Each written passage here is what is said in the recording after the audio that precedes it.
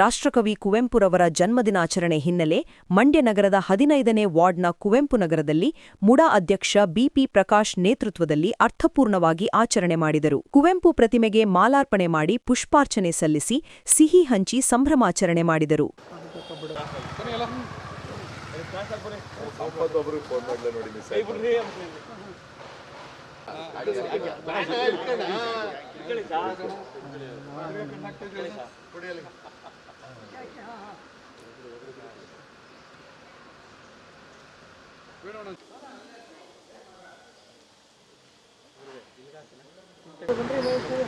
ನಂತರ ಮಾತನಾಡಿದ ಮುಡಾ ಅಧ್ಯಕ್ಷ ಬಿಪಿ ಪ್ರಕಾಶ್, ಕುವೆಂಪು ಅವರು ವಿಶ್ವಮಾನವ, ಅವರ ಆದರ್ಶಗಳನ್ನು ನಾವೆಲ್ಲರೂ ಜೀವನದಲ್ಲಿ ಅಳವಡಿಸಿಕೊಳ್ಳಬೇಕು ಎಂದರು.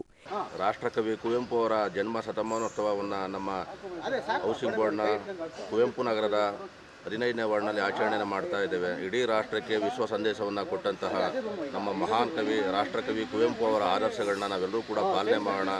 ಅವರ ಆದರ್ಶಗಳು, ಅವರ ಆಚಾರ ವಿಚಾರಗಳು ನಮ್ಮೆಲ್ಲರೂ ಕೂಡ ಮಾದರಿಯಾಗಲಿ.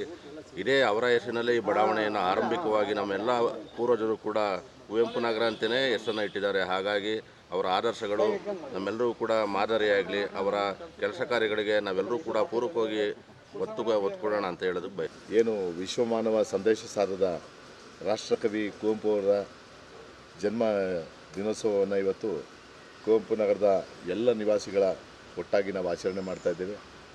ಏನು ಆ ಮತದ ಈ ಮತದ ಸಹವಾಸ ಸಾಕಿನ್ನು ಬನ್ನಿ ವಿಶ್ವಮತಕ್ಕೆ ಎಂದು ಸಾರಿ ವಿಶ್ವಮಾನವರಾಗಿ ಬದುಕು ಮತ್ತು ಅವರ ಬರವಣಿಗೆ ಎರಡೂ ಕೂಡ ಒಂದೇ ರೀತಿಯ ಜೀವನವನ್ನು ಸಾಗಿಸುವುದಂತ ಕುವೆಂಪು ಅವರು ಎಲ್ರಿಗೂ ಮಾರ್ಗದರ್ಶಕವಾಗಲಿ. ಏನು ಜಾತಿ ನಡುವಿನ ಸಂಘರ್ಷಗಳ ಈ ಕಾಲಘಟ್ಟದಲ್ಲಿ ಇವತ್ತು ಕುವೆಂಪು ಅವರು ಎಷ್ಟೇ ದಿನಗಳಾದರೂ ಕೂಡ ಪ್ರಸ್ತುತರಾಗ್ತಾರೆ.